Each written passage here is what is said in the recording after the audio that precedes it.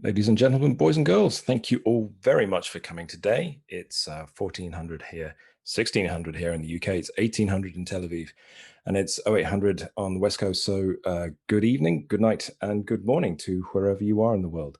My name's Martin, and over the next 30 minutes or so, I shall walk you through fundamentals of message history and time series topics in diffusion. I'm going to introduce you the concepts, and then I'm going to show them working and walk you through real live code. This webinar is part of a series of webinars, each tackling a fundamental feature that developers will likely encounter in the development of a solution. I invite you, please put your questions to me via the Q&A feature, and I shall answer them throughout the presentation. I'm going to take for questions about midway through and towards the end as well. And the more questions, the better. They can be devilish, they can be naive. I'm happy to take them. Okay, so let's get the ball rolling. What is this video all about? Well, we're going to cover the time series feature inside Diffusion and Diffusion Cloud. To start with, we shall cover the fundamental anatomy of it, its structure, and how it changes with use. Once we understand the shape of it, we should go on to cover the ways in which we can publish time series data, and then the ways in which we consume time series data. Finally, we should discuss some use cases, and then we shall explore with some real working code, which is always my favorite bit. Firstly, let's recap a little.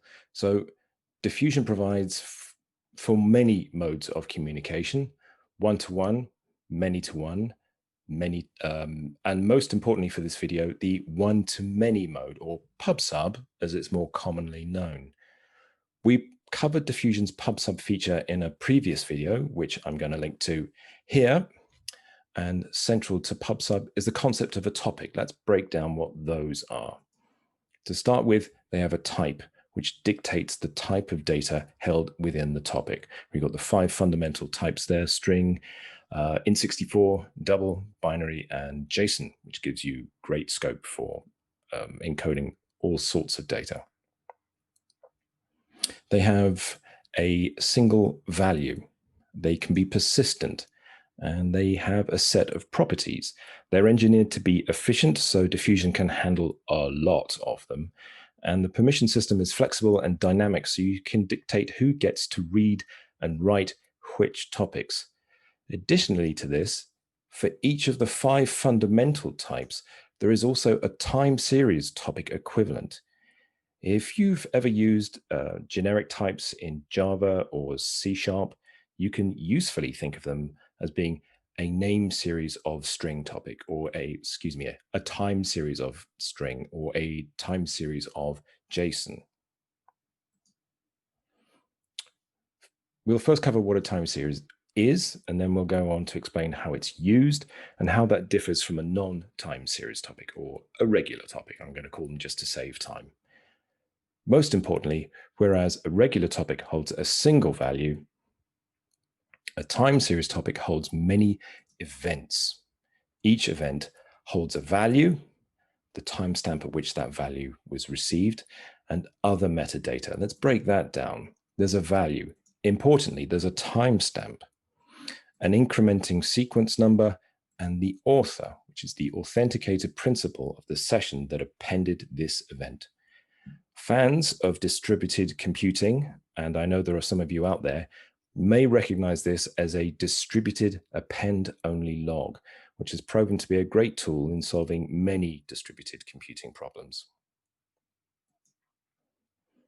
So you can usefully think of a regular topic as a variable in the cloud, holding a single value. I know I do. This is how I like to think of a time series topic, a log containing events. Let's take a look at the events within this one. It's holding int64 values, 10, 14, 18. This is governed by the topic property, time series event value type, because like regular topics, time series topics will hold only values of a given type, int64 in this case, so big numbers. The timestamp event property records when the new value was appended and the event created. The author property records the principal of the session that appended the value. Notice that in this example, there are two authors, Ted and Jack. The sequence number holds an incrementing integer, usually starting at 0. And you can see that this topic holds 3 events. New values are appended to time series topics. And once appended, they are immutable. They cannot change. Notice that when appending an event, you supply only the value. The metadata is decided by the server. Most of the time, there is an exception. We'll cover that later. It's fun. When this value is appended, the value, unsurprisingly, will be 20, but the timestamp will be T, the author will be Ted, and the sequence number will be 3. Time series topics are finite, they are bounded, and their bounds are decided by the topic property time series retained range. This topic has a retained range of 3, so in this scenario, the oldest event will now be removed. Subscribers to time series topics see a broadly similar experience as those subscribing to regular topics. Subscribers use value streams and topic selectors just as before. The big differences are that subscribers are delivered event objects instead of raw values, and subscribers are delivered a recent set of events as governed by the time series subscription range. This gives subscribers some historic context. If you need more, the consumer can use a range query to get more events independent of a subscription, and we'll see more about that shortly. Once the first rush of events is delivered, thereon, events are delivered when values are appended to the topic. Both retained range and subscription range are an example of what we call range expressions. Range expressions are a simple means of specifying a range over the end of the time series, the head of the list, if you like to think of it like that. There are 2 types of constraints available. Firstly, the limit constraint specifies the maximum number of events from the end of the time series. The last constraint specifies the maximum duration of events from the end of the time series, where you can specify units from milliseconds to hours. And finally, you can use multiple constraints, in which case the smallest constraint wins, the most constraining constraint, if you like. We covered how a time series topic is an append-only log. Once an event is appended, it is immutable. However, Diffusion does have provision for appending edit events. Edit events are marked as such, appended to the log, and they hold a field which refers to the event they are editing or replacing. Edit events cannot refer to other edit events, only original events. However, you can append many edit events that refer to the same original event. Topic subscribers are delivered the new edit event just the same. So if your solution uses edit events, your consumers will need business logic to accommodate those. Independent of subscription, you can also query a time series topic to receive a range of events based on the timestamp or sequence number of the events in a series. A session could query this time series topic and get a result like this. By default, queries return a merged view of a time series that includes edit events in place of the original events. However, a session holding the correct permission can submit a query which returns an unmerged view if that's necessary for your use case. So if we append this edit event, which refers to the very first event, the same range query will now look like this.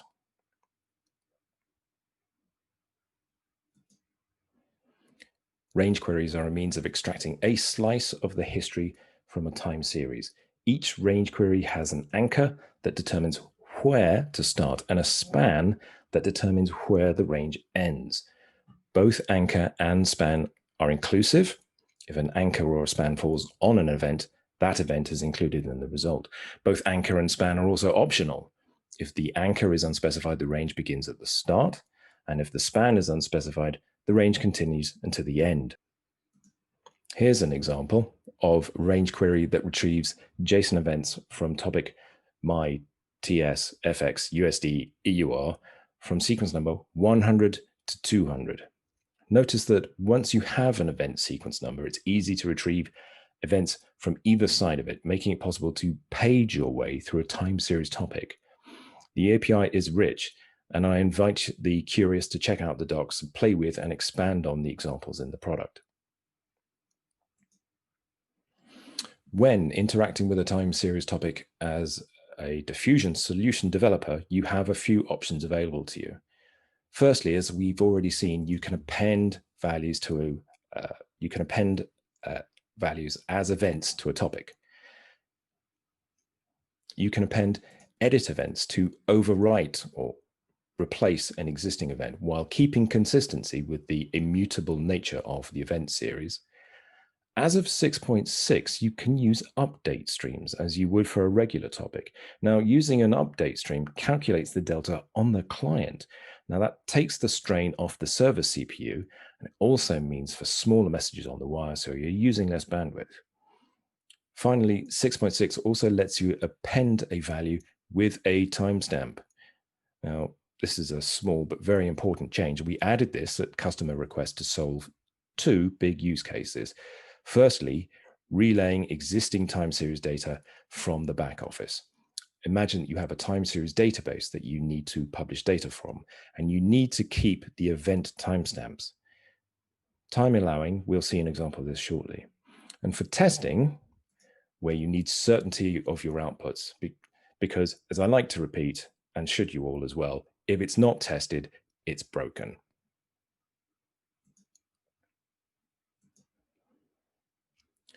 When consuming data from a topic, you have fewer options. Firstly, you can subscribe, which gives an initial burst of events as governed by the subscription range, as we saw, and new events thereafter, much like a non-time series topic, a regular topic.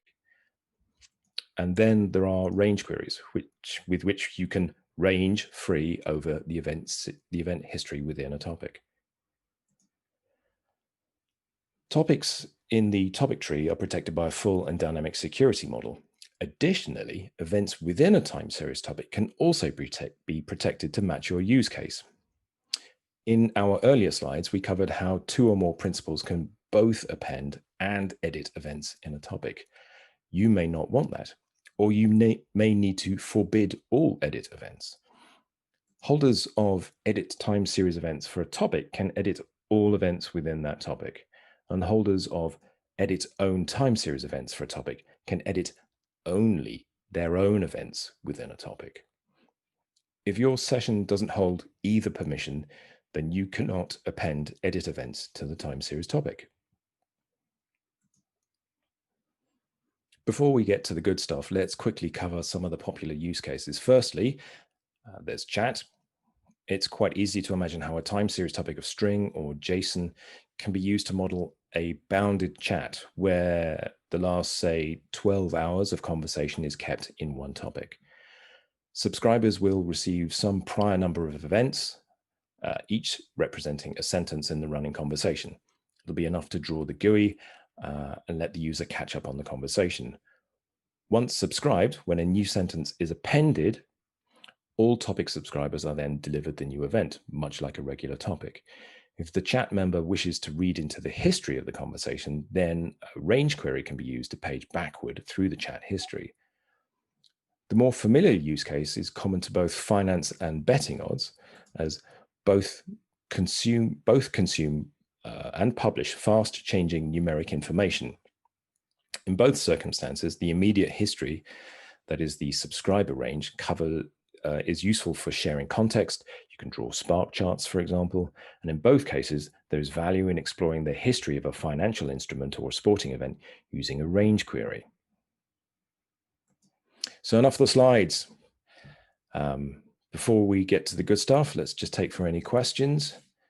Okay, we've got a good question from Alan. Alan asks, if I use the append with timestamp feature, what chronological safeguards are there? Right, good question. If you are taking into your own hands the timestamps or you're relaying events from another time series system, it makes sense when appending events that the timestamps either the same or greater than the prior. Otherwise, you're breaking the concept that time only runs forward, that time's arrow can be reversed, which is nonsense. So if you do try to append an event with a timestamp which is less than the prior, the server will still throw that out. So you've got some guards there, thank goodness. Okay, no other questions pending, so let's move on to the good stuff. Okay, so as before, my code is running here inside Observable HQ, which, if you've not seen it before, is very worthwhile looking at for your own JavaScript development. I'm using JavaScript for my development here for a couple of reasons. First of all, Observable HQ makes it a very civil, almost pleasant development environment. And secondly, because of every single solution we've ever seen in the field always uses JavaScript inside a web browser. And so we will be building consumers using JavaScript in a web browser, but we shall be using the same API also to produce data using JavaScript inside a web browser. For your own purposes, the full gamut of SDKs inside Diffusion and Diffusion Cloud also on a time series data, so don't feel constrained in that way. It's just a choice I'm using for convenience. Right, so let's have a look at the first notebook here. What we have here is a piece of code which can be used to publish time series data. And we have a fairly clear separation between some user interface code here where we can append events. And then we have the more interesting part here down here, which is the implementation. As you can see, the implementation is pretty short. At the end of this presentation, I will post the URL to this to these notebooks. They're published, they're open. I encourage you to look around them, take a fork of them, edit them, play with them, learn from them. It's all good stuff. Okay, so let's have a quick demonstration. Firstly, I'm just going to make sure what topics have we got over here. We have no topics. Good. So this is the Diffusion console on the right-hand side, and we can see there are no topics found, so there's no topics. Let's create a time series topic and append an event to it. We're going to call it my TS topic.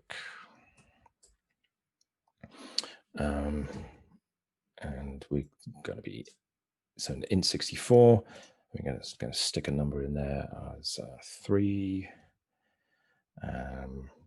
These two attributes here, they are the retained range and the subscribed range. We just put some sensible defaults in there, but if we clear those out, we'll actually get examples of the sort of thing that we could put in there. Let's just reset that.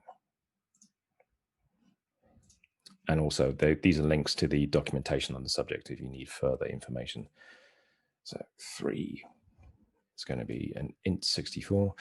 We have 2 sessions established inside this browser. They're both authenticated, one as Ted, one as Jack.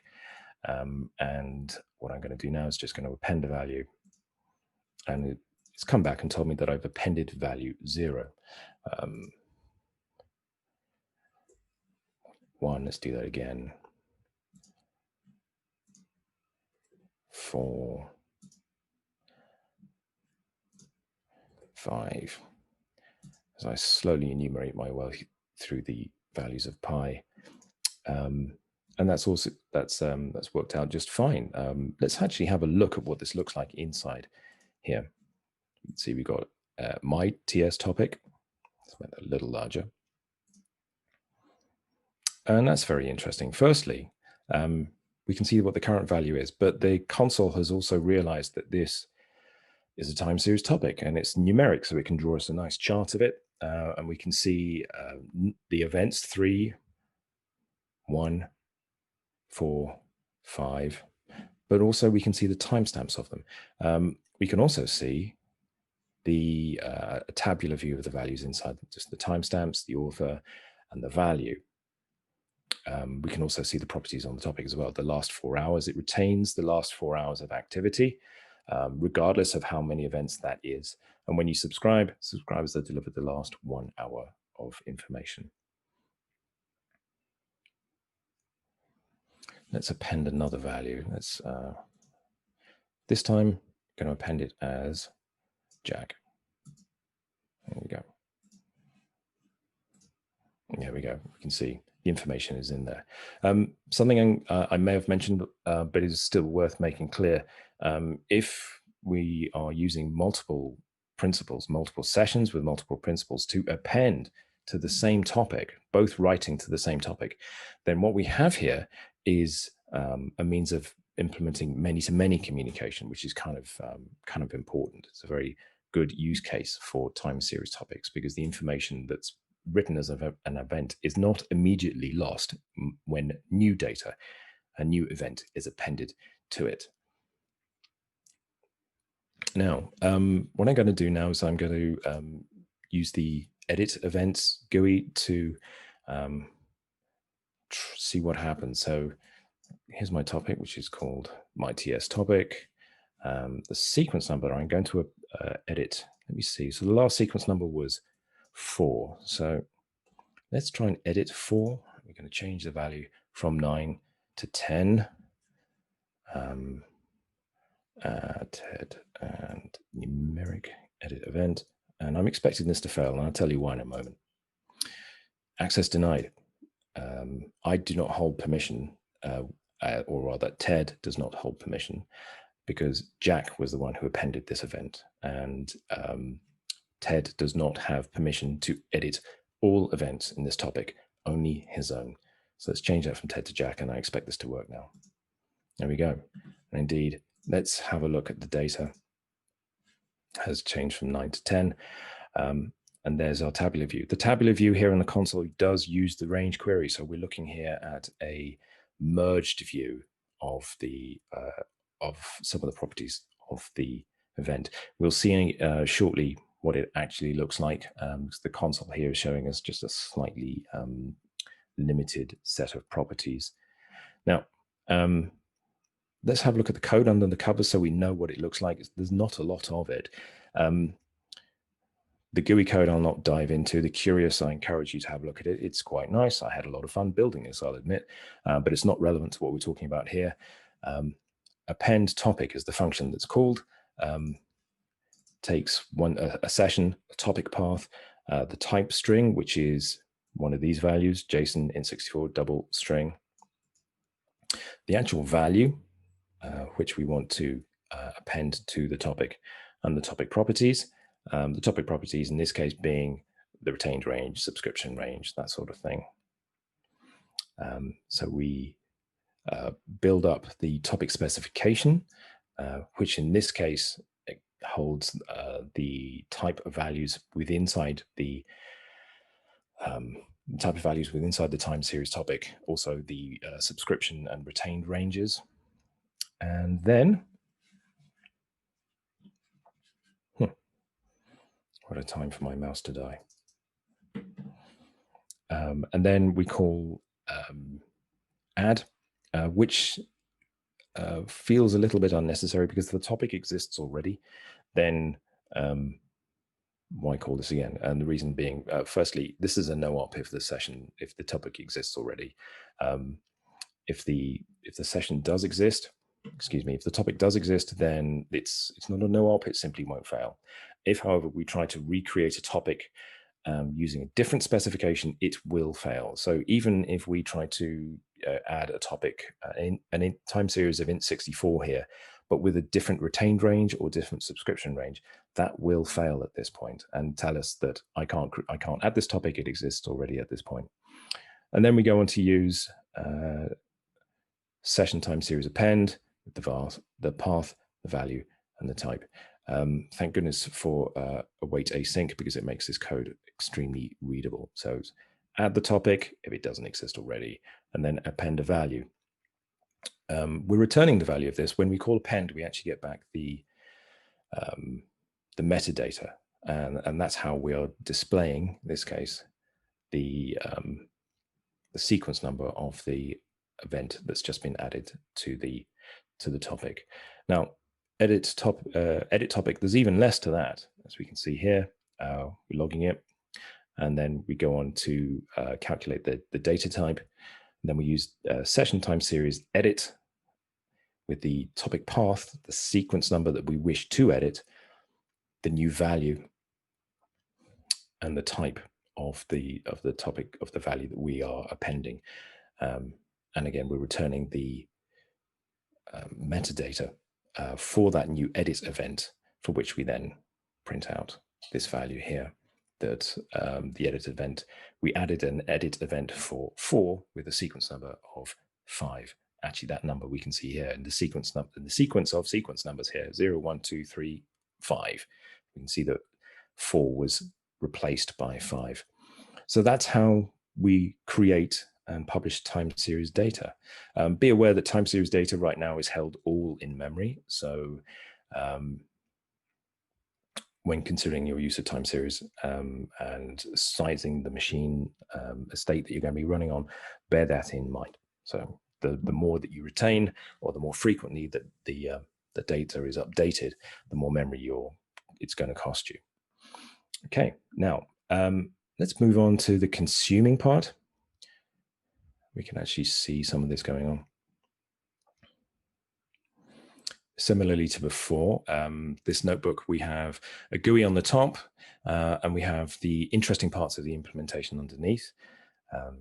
And again, this is a real Diffusion client. It's got a session established to a Diffusion server in Diffusion Cloud, no less. And what we're going to do is we're going to subscribe, and we're going to actually have a look at the contents and the topic that we just created, so we can see what this looks like from the consumer's perspective. Let's just pick our topic, my TS topic. This little control here, if anybody's curious, the reason that it knows that the set of topics that I get to play with is because it's using a feature of Diffusion, which we'll cover in a future webinar called a topic notification listener, where you can essentially subscribe rather to the topic, but to the structure of the topic tree. So as new topics are added and removed, you can be notified by that. And this little control, which is reusable, it's published on the same platform. This little control builds it up into an HTML option list, which makes life much simpler for me. So we're just going to subscribe to this topic. And there we go. And this, unlike the console, actually lays out all of the events that are delivered to a subscriber, because subscribers and sessions using query get subtly different perspectives, as we've seen. The values, the events are shown here in reverse time order. So the most recent are at the top. So we can see that sequence 0, 1, 2, 3, 4, and then 5, they're both there. But the edit event, so we can see the original and the edit event which applies to it, this sequence number, this event here, written most recently, with a value of 10, we can see is edit event, which is just a regular JavaScript property on the object, is set to true. And we also get a copy of the original event. So we can see which event this replaced. So as we may have mentioned, that means that consumers or subscribers to time series topics which are using edit events need they need logic to accommodate the fact that events may arrive which edit, replace, edit is probably the right verb, previous events. Let's clear that table and actually have a look. If we poke around it as a subscriber instead, and we'll query that. This time around, we get a view much like the, as we've seen inside the console, as we can see in the console right now. We get a merged view of events, but it's still clear to us that event with sequence number 5 is an edit event, and we still get the original event, even though that's not been delivered to us, because it may be often important to visually mark up that an event is an edited event and what the original value was. Think about chat, for example. It's very necessary to mark up that if somebody has edited or even completely deleted their sentence when understanding subsequent sentences. Okay, let's have a look at the implementations of these, which are far more interesting. And we've actually got subscribe to. Let's just move those around. There we go. So subscribe to is the more relevant. So that's at the top here. subscribe to here takes a topic path and topic spec. And the first thing we'll do is if somebody tries to select a topic which is not a time series topic, it'll throw an error. And indeed, the errors are thrown up here as they were before in red. We calculate the time series type, which we do by getting the time series event value type from the subscription, from the specification, using diffusion data types get, which maps a string down to a fundamental data types object. And then users of regular PubSub will find this piece of code extremely familiar. We use a session, we add a stream, and the stream is the wiring, the internal wiring, which handles data when it comes off the wire into and does the deserialization and the delta recalculation and all that kind of magic, and then delivers actual whole JavaScript objects to solution code, to your code. And then we put in an event handler we call on value, or a value handler, not an event handler, I should say. And every time the value, a new value is delivers here as the topic path, specification, new value, and old value. We don't actually need the old value, but it's there for our convenience if we want it. And we then insert that into the table. And the table has enough business logic that it can simply just lay out the columns, lay out the properties of the objects as columns in that table. And then we call select, which is exactly the same as a regular topic pub sub. It is a single topic path. We can use more complicated topic selectors here if we want to, but we're keeping things simple here. We call await on that, and then we just do a little bit of logging. And that's it, as simple as that. Just a small amount of code. Let's have a look at time series implementation. It looks like there's more going on here, but really there isn't. So we do the same code as before. We check to see that we're interacting with an actual time series topic. And then we went on to calculate the correct data type for that. We then use this piece of code here. Now, this is the range query. The range query uses a Fluent style API. As you can see here, we're calling session time series range query as, which in this case will be int64, for the values, which means we want to see the merged values. If we call for edits here, we would actually see an unedited. We'd see the set of events with the edits in there as well. But it's rare that people really want that, but we mention it for inclusivity and transparency. And there is my anchor. So I specified the final events number. So from last in the user interface, that is this value here. So what I'm saying here is get me the last 20 events, and it will deliver them. Well, in fact, it will return them here to the query and take the events from the query and pump them into the table. Simple as that. And you can see how selecting and querying a topic, you get subtly different perspectives on the same data. Okay. Now, what we've been looking at so far, for fans of MVC, and I know there are some of you out there, it's easy to consider, easy to imagine how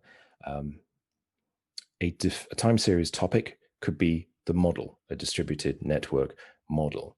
What we're looking at here could be considered controllers. We are actively controlling the content of the model. This table here is a view, but it's not a great view. But what I'd like to show you is another view here. In fact, let's just bring them both up at the same time so we can have a view and a controller running side by side.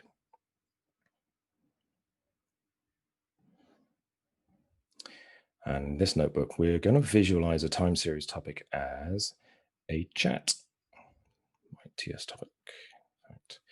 We haven't actually created it. So let's first of all, let's create a time series of string, and we're going to create it called my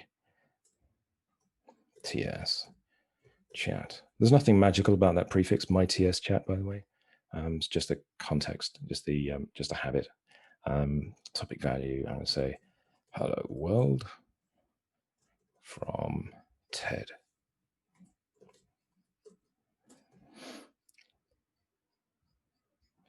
This is going to be a string. I'm going to append that value. And over here, I'm going to subscribe to it. And it's already shown in that control, which is nice. There we go. Not very much happening in this chat. There's only one person. It's Ted. But what we see here is the author, the content, the timestamp, and also the sequence number. Let's have Jack have his voice. There we go.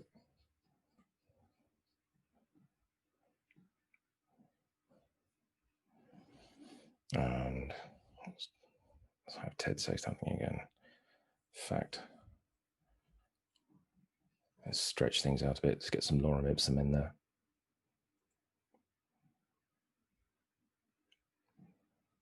Go.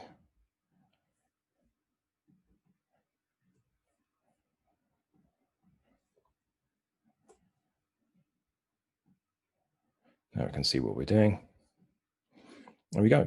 So we can see when we subscribe, we actually get the content straight off. In fact, let's just do that. Let's reload this page and we can see.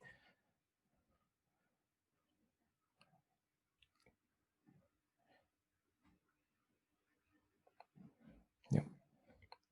So as we subscribe, we get the context. And in fact, according to the definition of this topic, we get the last 1 hour of context from this topic. And indeed, it'll keep the last 4 hours of conversation. We probably want to specify that in this case, the retained range has a number of events rather than have things expire according to time, but it's down to individual use cases. And then as new events are appended, they're delivered to subscribers and we can update our user interface. So we immediately get context and then subsequent event changes as they carry on. What I'm going to do now is I'm going to edit that. So we can see here, this is event number 0. So Ted has said a thing as event 0. Let's change that. For which I have to use the edit user interface.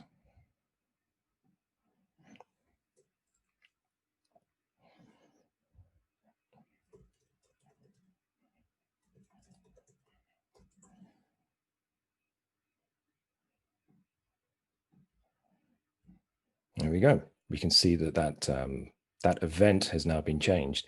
And we just got a little bit of CSS to make it clear it has been edited. And if I went further, I'd probably go to actually specify, yeah, I've changed the timestamp as well. So we can see that not only that it was edited, but when it was edited as well.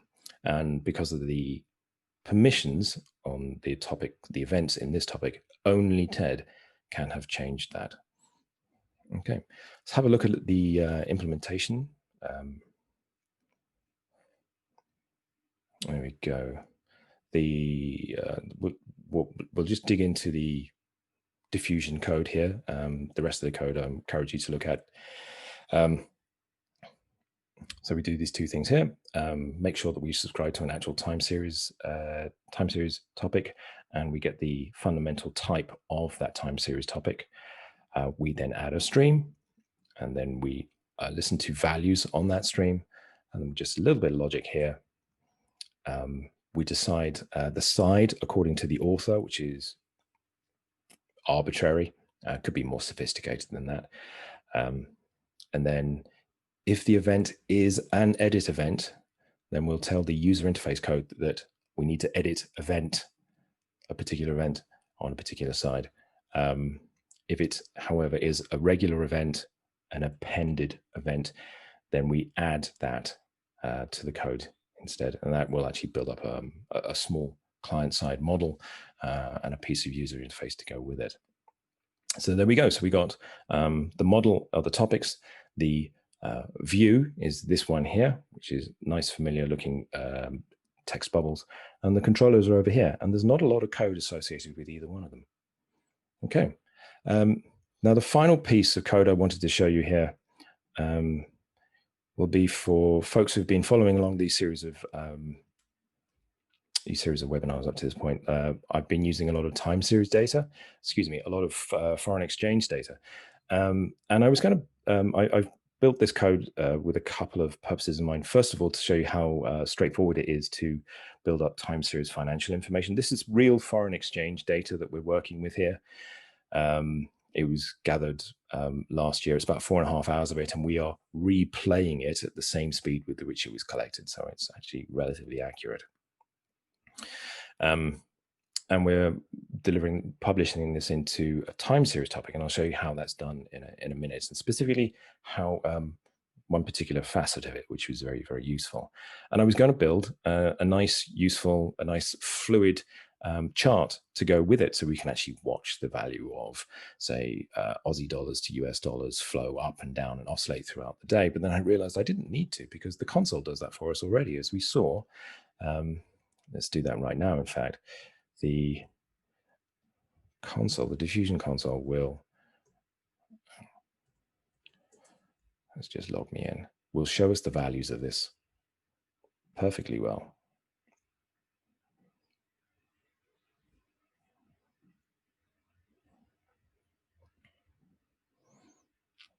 There we go. My FX, AUD, USD. There we go. So we're seeing just the last 10 events here, but let's stretch that out a bit and say last 10 minutes, we should get slightly more. You can see that's real, actual, organic foreign exchange data that's being delivered here. This is just using a query, so it's not real. It would be nice to go on and actually have a chart that updated itself as events go on. But this is something that's genuinely useful, works right now. But something else that might jump out at the sharp-eyed of you is the timestamps on this data. We can see this is from 2020, September 2020, about 2 o'clock in the afternoon. And the way that we're doing that was we're using append with timestamp. So let's have a quick look at how that's done. Here we are. There's the function called publish record. Let's just walk through publish record. We've got a convenience function inside, a nested function, which will actually create a topic for us if we don't have one. Some more convenience functions to convert the structure of the data to something more useful, in this case, converted into an actual number.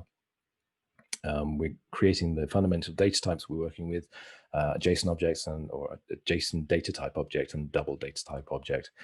We're pulling values out of the data as we're loading it from our data source.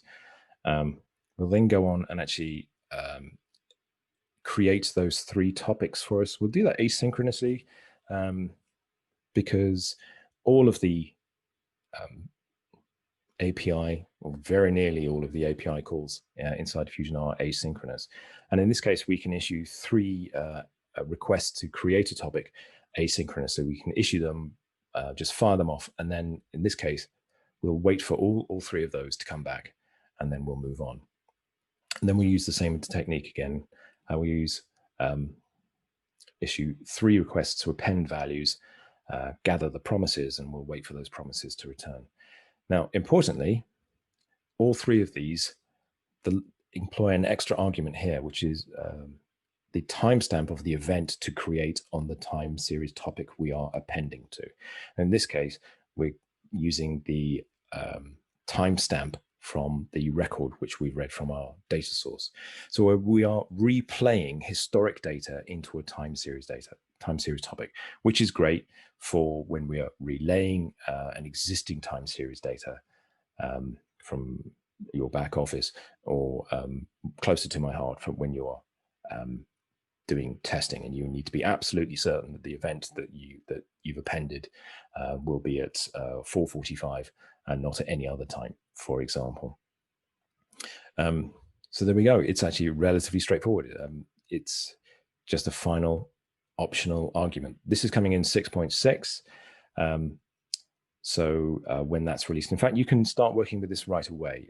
The 6.6 preview versions have this available. And indeed, I've actually loaded the 6.6 preview in this particular notebook specifically to use that function. And we're using Diffusion Cloud here, which is also using, in this case, 6.6 preview 2. Okay, so I think we've actually covered all the code.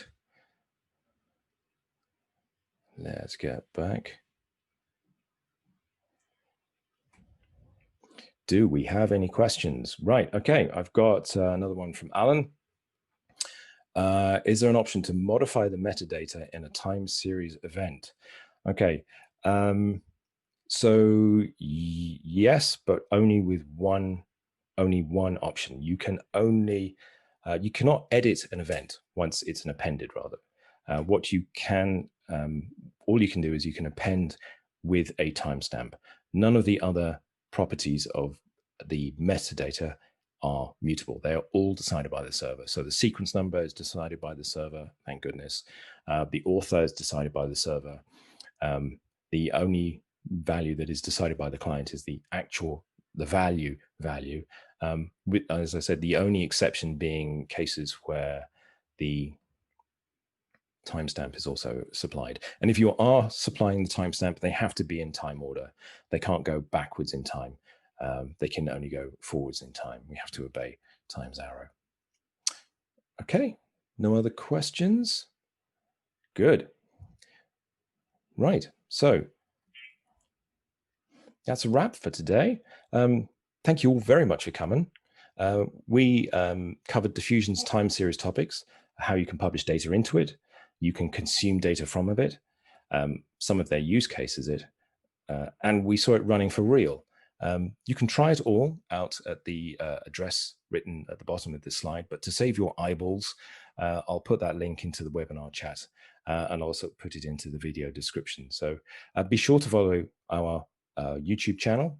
Click the bell to get notification of when the next video is published. For now, however, thank you very much for coming. Be sure to come back next month where I shall be covering authentication and security in Diffusion. Thank you.